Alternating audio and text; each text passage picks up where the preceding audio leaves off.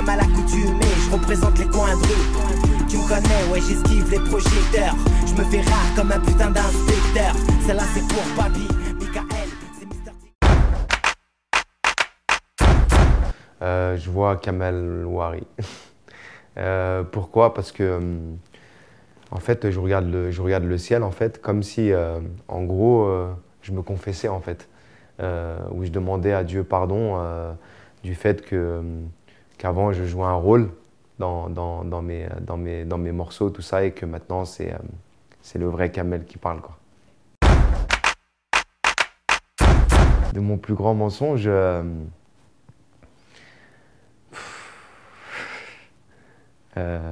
là tout de suite, je sais pas, mais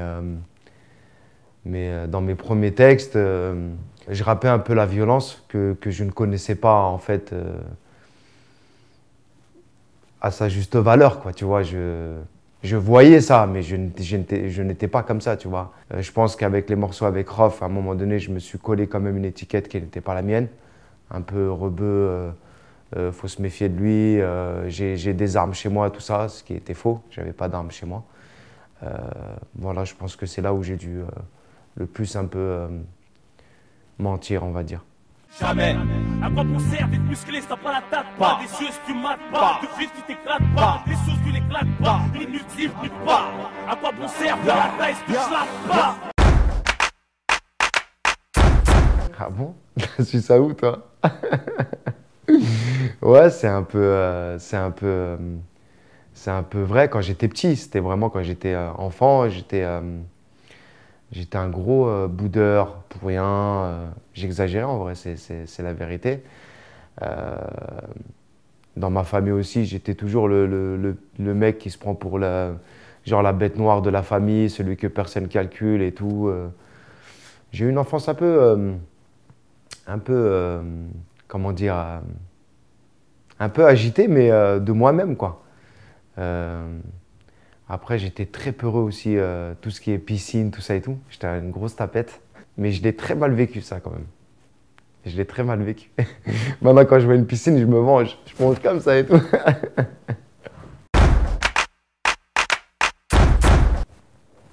Ah, ça, franchement, je pense que comme tous les hommes, j'en ai sorti quand même de la tchatch. Et le pire des mensonges que j'ai dû sortir à une fille, c'est que j'étais pas un rappeur.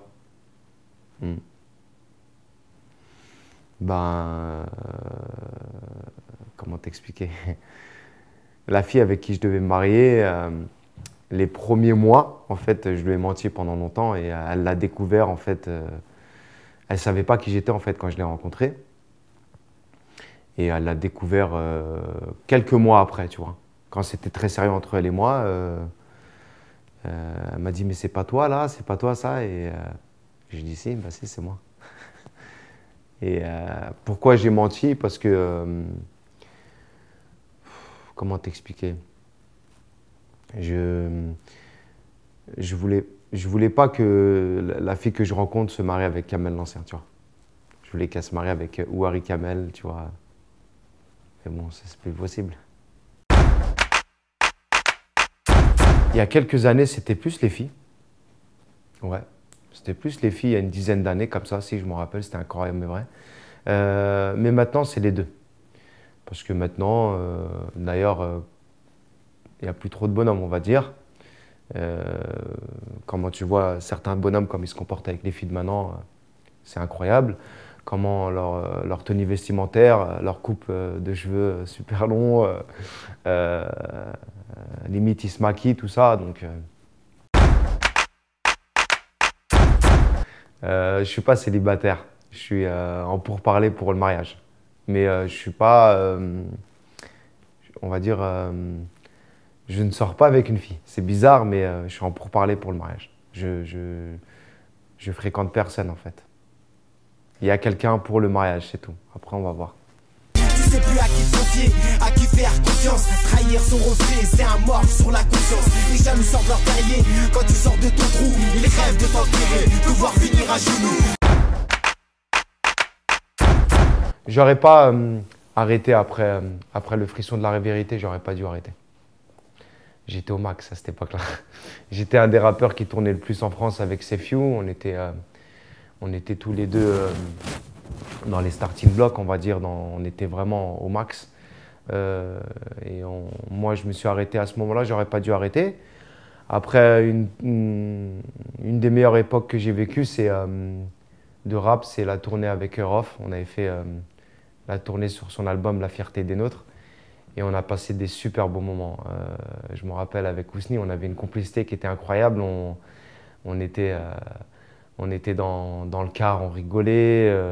On a voyagé ensemble, on a rigolé. Et ça, c'est un truc, pour rien au monde, je revivrai les mêmes moments avec n'importe quel artiste.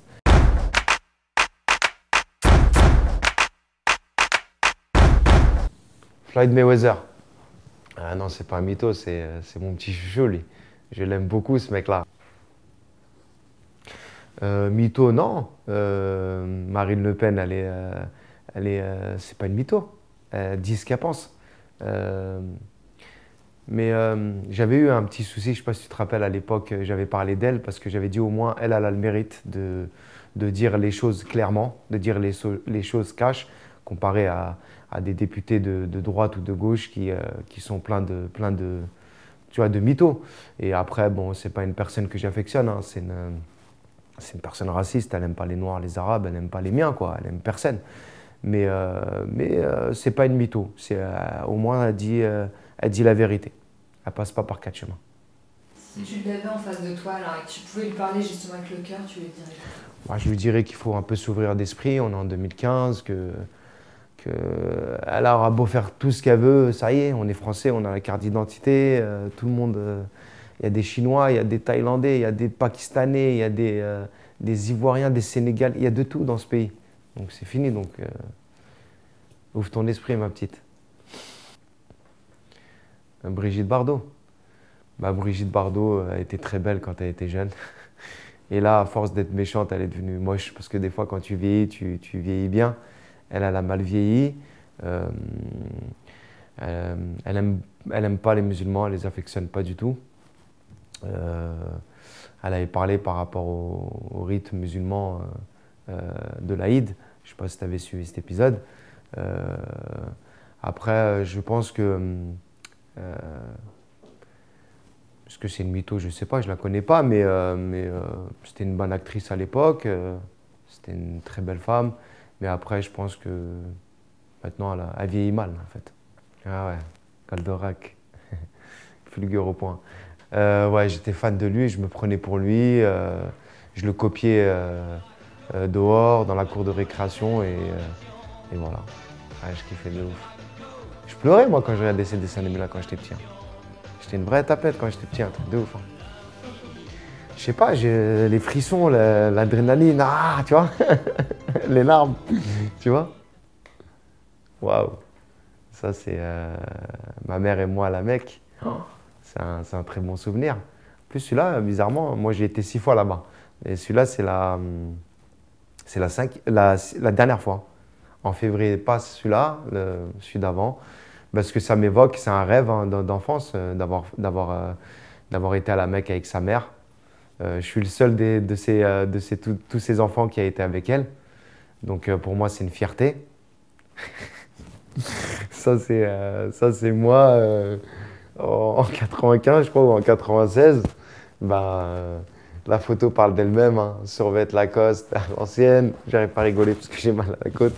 Banane Lacoste, moustache à l'ancienne. À cette époque-là, malheureusement, je fumais beaucoup de shit.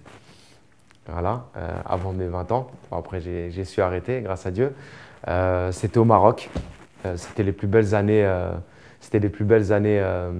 que j'ai passées dans ma vie au Maroc. Sans commentaire. C'est Mister Tiki, Mister Kamel, l'ancien Dadi. Fais-toi belle bonne pour une seule personne liée, comme Iniesta et Messi à Barcelone.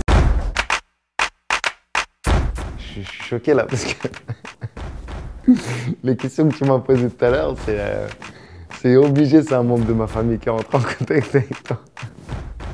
Excusez-moi, c'était la minute pour rire.